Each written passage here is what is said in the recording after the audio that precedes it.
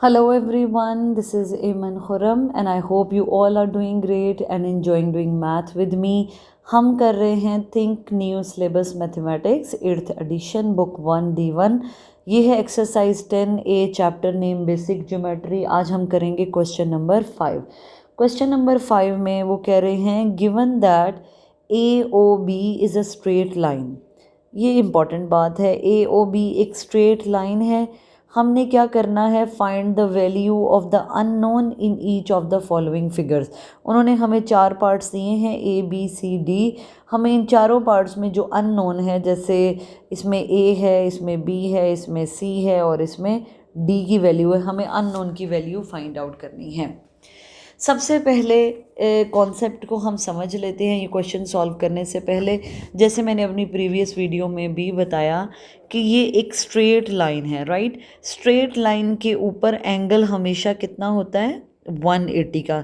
ये semi circle बनता है, जैसे पूरा सर्कल 360 का होता है और आधा सर्कल ये जैसे सेमी सर्कल ये कितने का हो जाएगा, 180 का। 180 मिलके 360, तो complete circle equal to 360। Half circle vertex देखें यहाँ कितना है, हाफ सर्कल, तो मतलब 180 का। एक स्ट्रेट लाइन के ऊपर sum of angles will always be equal to 180, चाहे इसके ऊपर उन जितने मर्जी एंगल आ जाएं, राइट। हमने सब का, ये अगर A है, ये B है, ये C, ये D और ये E, तो इन सब एंगल्स का सम A plus B plus C plus D plus E, जो भी एंगल्स हैं इन सब का सम किसके इक्वल आएगा, 180 का। तो चाहे स्ट्रेट लाइन इस तरह हो, चाहे स्ट्रेट लाइन इस तरह हो, sum of angles on a straight line will always be equal to 180। हमने ध्यान रखना है कि ये हमारा सेमी सर्कल कंप्लीट होता हो, ठीक है। तो चाहे स्ट्रेट लाइन ऐसे वर्टिकल है, चाहे स्ट्रेट लाइन ऐसे हॉरिजॉन्टल है या डायगोनल है, sum of angles on a straight line will always be equal to 180। अब ये भी साथ साथ देख लेते हैं कि जो एंगल्स हैं स्ट्रेट लाइन के ऊपर, डिफरेंट एंगल्स बनते हैं, उनको हम क्या कहते हैं। लेट से हमारे पास ये एक स्ट्रेट लाइन है, इसके ऊपर डिफरेंट एंगल बने हुए हैं, ठीक है। जैसे ये वाला एंगल है, ये A है, ये एंगल B है और ये एंगल लेट से C है और ये D है। ऐसे एंगल जिनका एक आर्म कॉमन हो, ये वाला, ये देखें, जैसे ये वाला आर्म एंगल A और एंगल B के लिए कॉमन है। ये आर्म एंगल A के लिए भी यूज़ हो रहा है, क्योंकि अगर मैं इसको हाइड कर दूं बाकी सारे को, राइट, ये बाकी सारे को मैं हाइड कर दूं, सिर्फ इस वाले साइड को देखूं, इस A एंगल को देखूं, तो ये जो साइड है ये इसका आर्म है, एंगल A का एक ये आर्म है और एक ये आर्म है। लेकिन अगर एंगल B को देखूं तो ये भी एक आर्म है एंगल B की और ये भी एक आर्म है।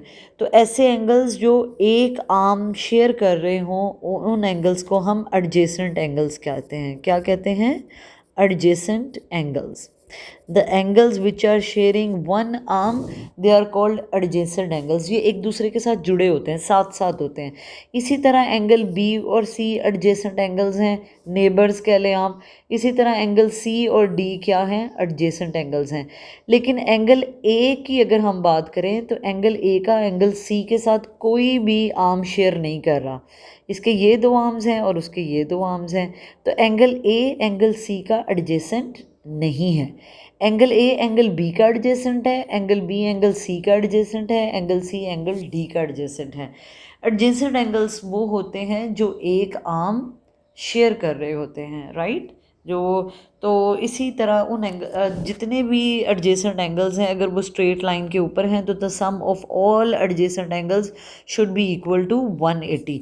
The center point, the key point of this question is the sum of angles on a straight line will be equal to 180।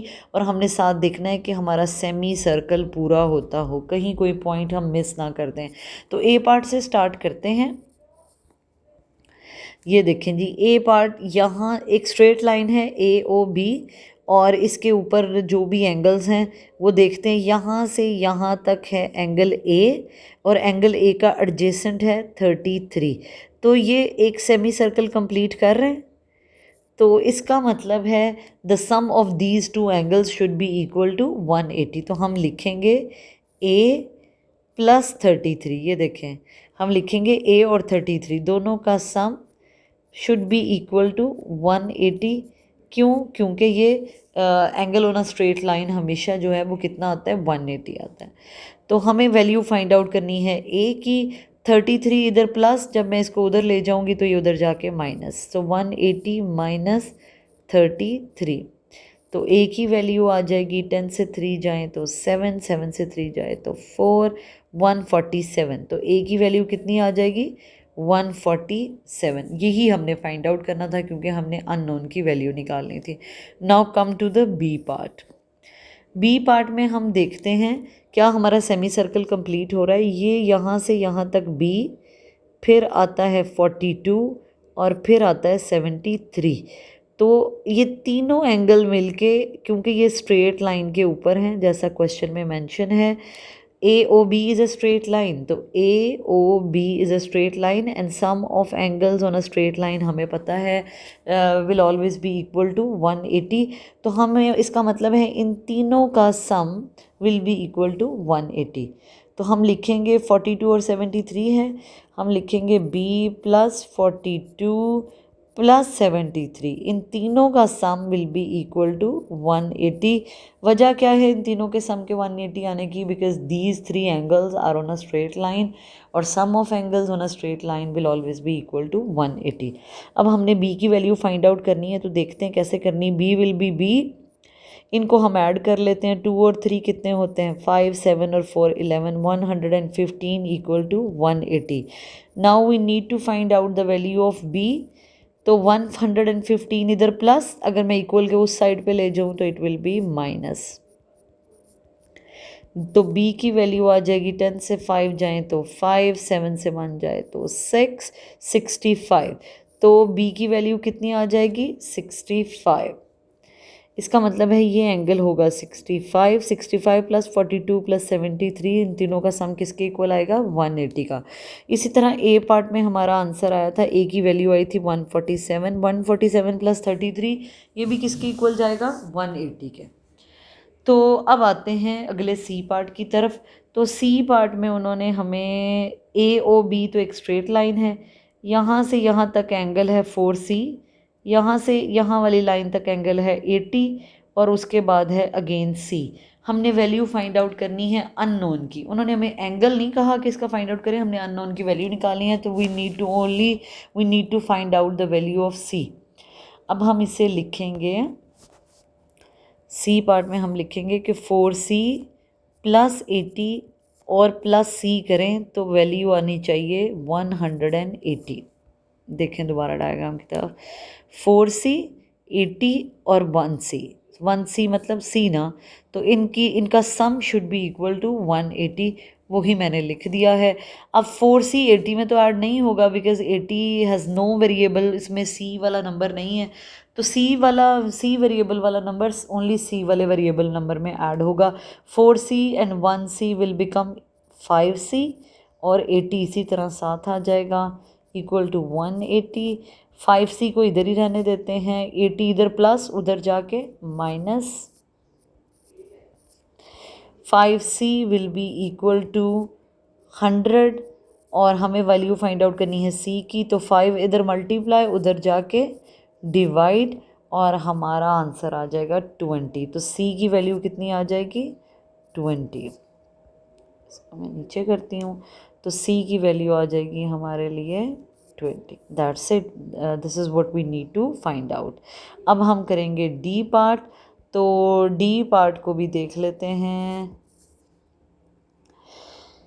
D part में डी ही की वैल्यू ओके फाइंड आउट करनी है हमें। तो ये AOB एक स्ट्रेट लाइन है, इसके ऊपर यहाँ से यहाँ तक एंगल है 4D प्लस 16, ठीक है, और यहाँ से यहाँ तक एंगल है 2D प्लस 14।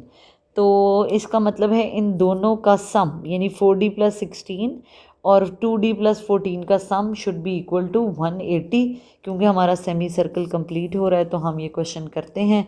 हम लिखेंगे 4D plus 16 plus 2D plus 14, दोनों साइड्स का जो एंगल था इनका सम शुड बी इक्वल टू 180, ठीक है, because angles on a straight line. D वाला नंबर डी वाले नंबर में ऐड होगा तो 4D और 2D मिलके 6D, और 16 और 14 आपस में ऐड होंगे क्योंकि ये दोनों डी के बगैर वाले नंबर हैं, तो इनको ऐड कर देते हैं। 30, ये आ जाएगा 30। It will be equal to 180। अब हम डी वाले नंबर को इधर आने देते हैं और विदाउट डी वाले को उधर ले जाते हैं। 180 minus 30, 6D will be equal to 150। हमें वैल्यू फाइंड आउट करनी है डी की, तो डी इधर ही रहेगा, 6 इधर मल्टीप्लाई, उधर जाके डिवाइड। जब हम इसको डिवाइड करेंगे तो 6 2 ज़ा 12 एंड 6 5 ज़ा 30, तो डी की वैल्यू कितनी आ गई 25। This is what we need, हमें डी की ही वैल्यू चाहिए थी, तो डी की वैल्यू आ गई 25। क्वेश्चन नंबर 5 हमारा कंप्लीट हुआ। इसमें हमने सीखा कि एक स्ट्रेट लाइन के ऊपर sum of angles will always be equal to 180। यही कॉन्सेप्ट हमारा यूज़ होगा क्वेश्चन नंबर 6 में। क्वेश्चन नंबर 6 बहुत आसान। क्वेश्चन नंबर 6 में उन्होंने हमें कहा है x, y and z are 3 angles lying on a straight line. यहाँ उन्होंने हमें हिंट दे दिया है कि मतलब इन तीनों का सम विल बी इक्वल टू 180, क्योंकि ये तीनों एंगल्स किसके ऊपर हैं, एक स्ट्रेट लाइन के ऊपर हैं, समथिंग लाइक दिस। ठीक है, ये x होगा, ये y होगा और ये z होगा। 3 एंगल्स हैं, उन्होंने कहा ये तीनों एक स्ट्रेट लाइन के ऊपर एंगल्स हैं। क्वेश्चन नंबर 5 में उन्होंने हमें विजुअली दिखाया था कि ये डिफरेंट एंगल्स हमें विजुअली दिखाए कि वो हमने खुद ही से उनका सम लिया। लेकिन क्वेश्चन नंबर 6 में वो हमें सिर्फ स्टेटमेंट में बता रहे हैं कि x, y और z एक स्ट्रेट लाइन के ऊपर 3 एंगल हैं, हमने अननोन की वैल्यू फाइंड आउट करनी है। तो वो देखते हैं ए पार्ट में वो हमें क्या फाइंड आउट करने का कह रहे हैं। तो वो कह रहे हैं कि इस स्टेटमेंट से तो हमने देख लिया ना, तो x plus y plus z will be equal to 180। ये हमें इस पहली लाइन की वजह से समझ आ गया, angles on a straight line. इसे हमने क्यों 180 के इक्वल किया है, because these are the angles on a straight line. ये मैं यहाँ लिख देती हूँ ताकि हमें याद रहे, राइट।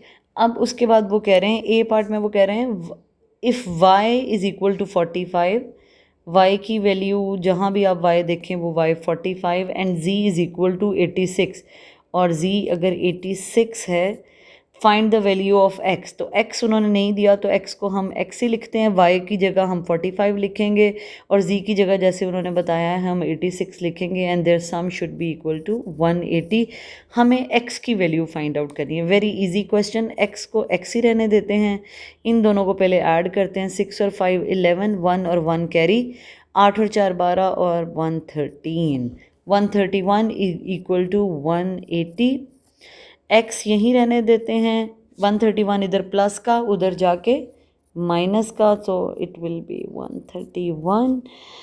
चलें जी, 10 से 1 गए तो 9, 7 से 3 गए तो 4, तो x की वैल्यू कितनी आ जाएगी 49 डिग्री। x की वैल्यू कितनी हो जाएगी 49। तो very easy, that's how we will do the second part. Second part examination point of view से बहुत इम्पॉर्टेंट है। इसमें भी सेम हमें जैसे कि पहली लाइन से ही क्लियर है कि x, y और z एक स्ट्रेट लाइन के ऊपर एंगल्स हैं, मतलब तीनों का सम हमें पता है शुड बी इक्वल टू 180। साथ ही लिख भी देते हैं angles on a straight line, that's why हम we are making it equal to 180, angles on a straight line. चलें जी, अब वो क्वेश्चन बी पार्ट में हमें कह रहे हैं if x is equal to 2y and z is equal to 3y। अगर x नहीं है, x उन्होंने कहा 2y कर दें और z को 3y कर दें, ठीक है। तो z की जगह I will use it's value which is 3y और x की जगह I will use it's value which is 2y। वो कह रहे हैं find the value of y की बात नहीं की तो y ही रहेगा वो इसी तरह, और हमने y की वैल्यू ही फाइंड आउट करनी है। तीनों का सम विल बी इक्वल टू 180। अब 2y और 1y, 3y और 3y 6y, 6y equal to 180। और y equal to 180 divided by 6 इधर मल्टीप्लाई उधर जाके डिवाइड, तो y की वैल्यू आ जाएगी 30। यही हमने फाइंड आउट करना था, दैट्स इट। अननोन की वैल्यू उन्होंने हमें कहा था y की वैल्यू फाइंड आउट करें, तो y की वैल्यू हमने देख ली। 180 को जब मैंने 6 पर डिवाइड किया I get the answer 30। This is the end of question number 6। और इस वीडियो में हमने क्वेश्चन नंबर 5 और 6 कंप्लीट किया। How I hope you get the concept. फिर भी कोई कन्फ्यूजन हो तो do text me in the comments, do I will I would love to come back to you. Thank you so much for watching my video, but don't forget to like, subscribe my channel Solve with Iman. Thank you.